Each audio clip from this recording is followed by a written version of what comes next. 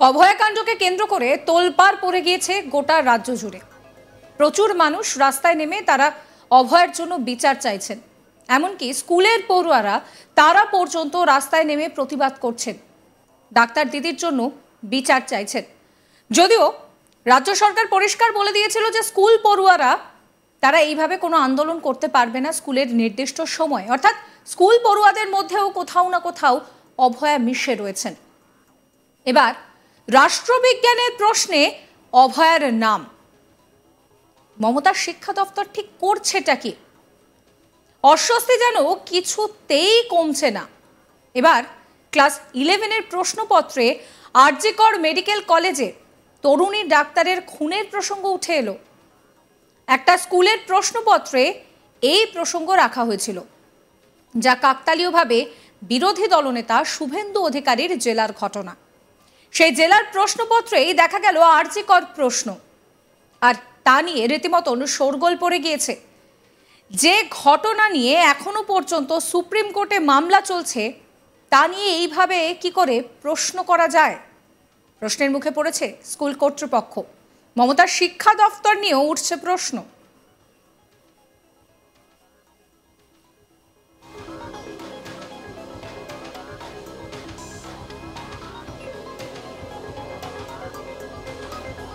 প্রশ্নে লেখা রয়েছে, শিক্ষা আমার মৌলিক অধিকার। আমি অভয়া অনেক আশা ও স্বপ্ন নিয়ে আর.জি. কর মেডিকেল কলেজে উচ্চশিক্ষার জন্য ভর্তি হয়েছিলাম, কিন্তু দুর্ভাগ্য আমাকে মেডিকেল কলেজের মধ্যে পাশবিক অত্যাচার করে সেখানে এই ধরনের কাণ্ড করা হয়েছে। আমার সঠিক বিচার হোক। প্রশ্নপত্রে ঠিক এই কথাগুলোই উল্লেখিত রয়েছে। পূর্ব মেদিনীপুরের এগরার ঝাটুলাল উচ্চ মাধ্যমিক বিদ্যালয়ে সোমবার একাদশ শ্রেণীর প্রথম সেমিস্টারের রাষ্ট্রবিজ্ঞানের পরীক্ষায় এসেছে এই প্রশ্ন, যাকে কেন্দ্র করে বিতর্ক দানা বাঁধছে। জানিয়ে রাজ্য প্রশাসনের পাশাপাশি শাসক দল তৃণমূলও চরম বিপাকে পড়েছে। আর এই পরীক্ষার প্রশ্নপত্র 5 নম্বর পেজের 40 নম্বর প্রশ্ন নিয়েই বিতর্ক।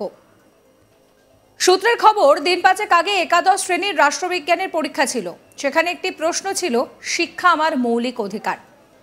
আমি অভয়া অনেক আশা এবং স্বপ্ন নিয়ে আর.জি. কর মেডিকেল কলেজে উচ্চশিক্ষার জন্য ভর্তি হয়েছিলাম, কিন্তু দুর্ভাগ্য আমাকে মেডিকেল কলেজের মধ্যে পাশবিক অত্যাচার করে প্রাতিষ্ঠানিকভাবে খুন করা হয়েছে।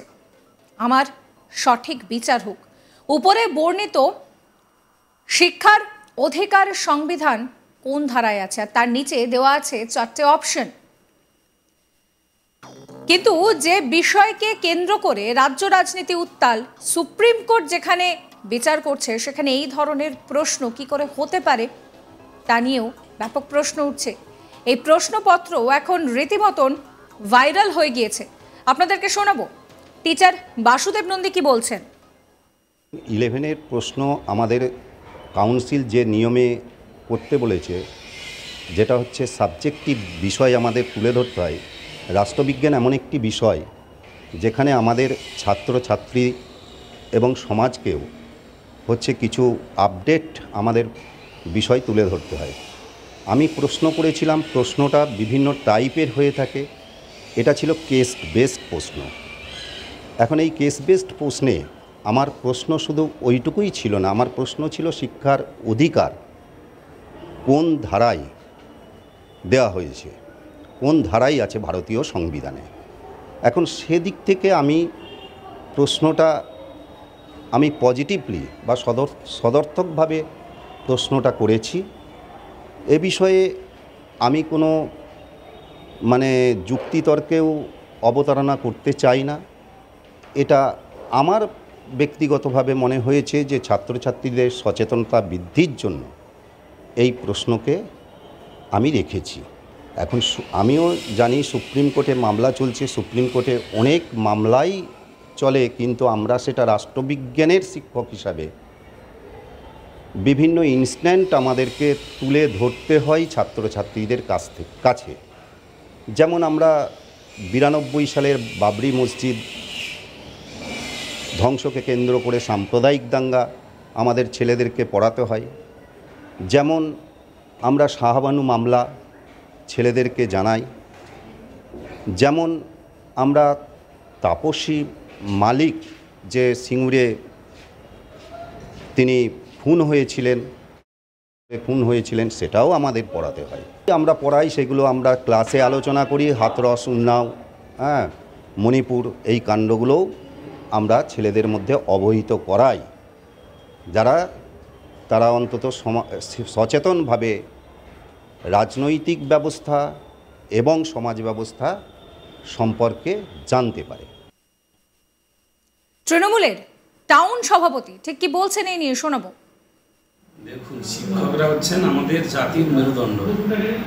আমি একটা দলের টাউনের সভাপতি হিসাবে ওনার প্রতি আমার শ্রদ্ধা জানাই, কিন্তু পাশাপাশি যদি আপনারা দেখেন 11-12-এর ছাত্রছাত্রী, তারা প্রাপ্ত বয়স্কও নয়। হ্যাঁ, নিশ্চিতভাবে কারেন্ট অ্যাফেয়ার্স নিয়ে তাদের অবগত করা শিক্ষকদের কাজ, এটা ঠিক, কিন্তু কোনটা জানাবো কোনটা জানাবো না, কতটা জানাবো কতটা জানাবো না, আমি শিক্ষক মহাশয়কে জ্ঞান দিচ্ছি না, সেইটা একদম শিক্ষকের ভালো বোঝা উচিত। বিজেপি নেতা চন্দন মাইতির কথাও শোনাবো আপনাদের। এবং এটা বিতর্কের বিষয় বলে আমি মনে করি না, কারণ আরজি করের যে ঘটনা এখন সারা বিশ্বের কাছে একটা প্রশ্নচিহ্ন দাঁড়িয়েছে যে নারী সুরক্ষা নিয়ে, এই নিয়ে সারা বিশ্বের মানুষ প্রতিবাদের মুখর হয়েছে। সেখানে এই প্রশ্ন, আমার নৈতিকভাবে প্রশ্নকে সমর্থন আছে, কারণ এই মমতা ব্যানার্জি ক্লাস 7-8 বইতে আপনারা দেখেছেন সিঙ্গুরের যে আন্দোলন, সেই আন্দোলনের মুকুল রায়ের ভূমিকা কী ছিল, মমতা ব্যানার্জি কত বীজ ছড়িয়েছেন, সর্ষের বীজ, এইগুলো পড়ানো হচ্ছে। এই নিয়ে আমার কালিক চন্দন সেনাপতির একটি রিপোর্ট দেখাবো।